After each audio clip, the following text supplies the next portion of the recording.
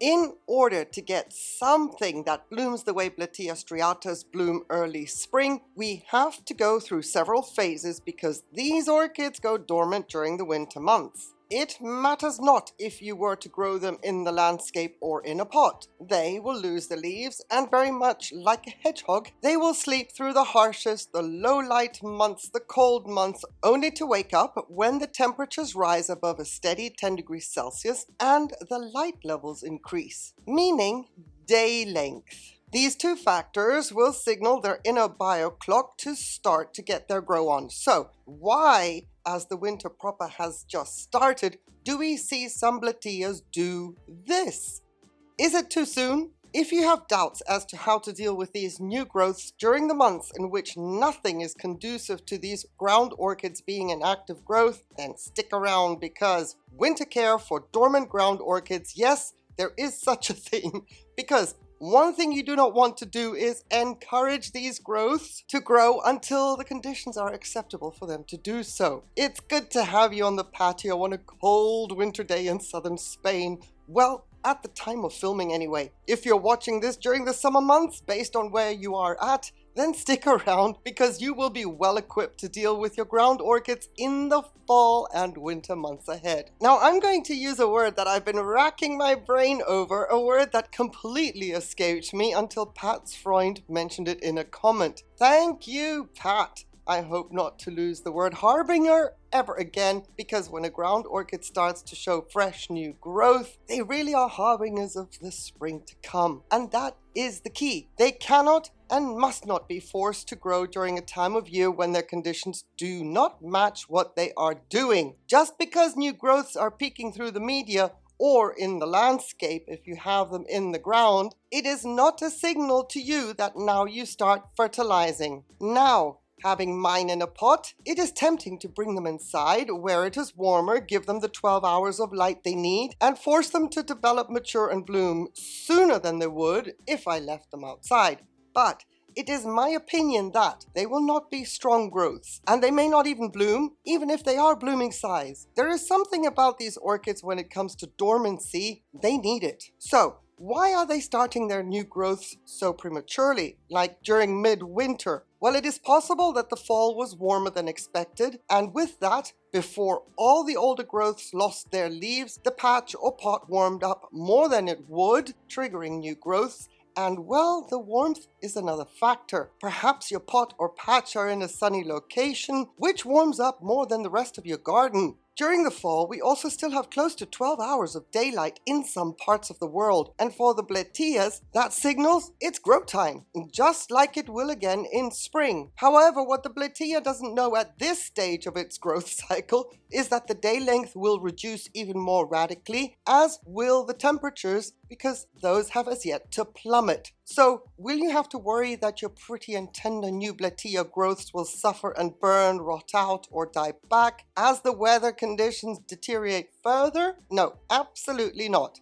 As a matter of fact, this pot was exposed to the longest torrential rain period of 3 weeks, day after day after day, during our recent fall, and none of the then existing new growths rotted out. The pot mine are potted up in is a semi-hydroponic system with 2 drainage holes, so it has a reservoir. That means at this point, even while pseudo-dormant, the reservoir is full, the roots are exposed to water, and you would think that with all of that, including cold temperatures, something is going to give. Rest assured that your potted Blatias will be just fine if the media mix is well draining, and your patch in the landscape will also be just fine, even if at some point frost kicks in, or worst case, the patch is completely covered in snow. While these new growths, if they appear during the fall, are the harbingers of early spring to come, they will grind to an immediate halt and match what conditions are being thrown at them during the winter months. And as mentioned, it would not be a good idea to force these new growths to grow unless you decide to try doing that indoors and expose them to the conditions that will make them grow. If you leave them to the care of Mother Nature, there is no need to fertilize. As a matter of fact, it is advisable to absolutely not fertilize your Blatia patch or pot. And unless you do not have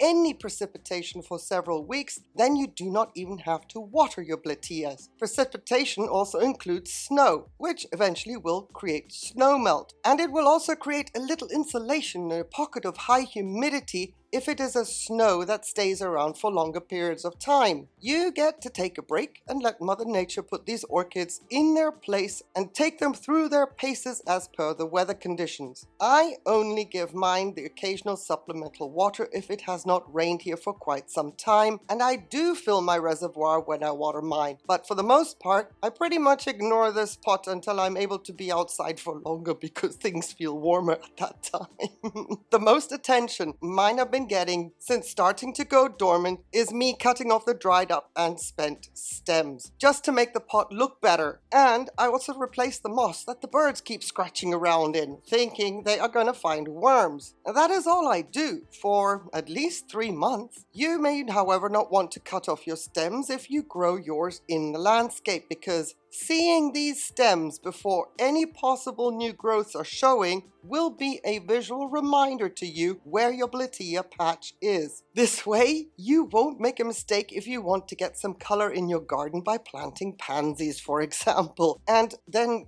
create the holes, possibly damaging the tubers of your Blatias in order to plant those pansies. The spent stems are not a threat for any rotting to occur either. They are so tough. I had to cut every single one off, and even the sheaths were not easy to just pull off. So know that it takes quite something for these spent stems to decompose. They make a great visual reminder in the landscape, and they do not pose a threat at all. Now, depending on where you grow your ground orchids, your spring may start sooner, like mine does here in southern Spain. Once we get some semblance of sun in February, for example, that means these growths will be already well underway, far more developed than, say, someone who were to grow theirs further north in Europe, where the temperatures and sun doesn't warm the landscape or air up as quickly as it happens down here in southern Spain. So Blatias in those parts of the world will be slow out of the gates and may only start responding late March, whereas mine will start blooming in March. That just as a side note, because if you were to subscribe to my channel and be here for when mine bloom, which I hope that you do,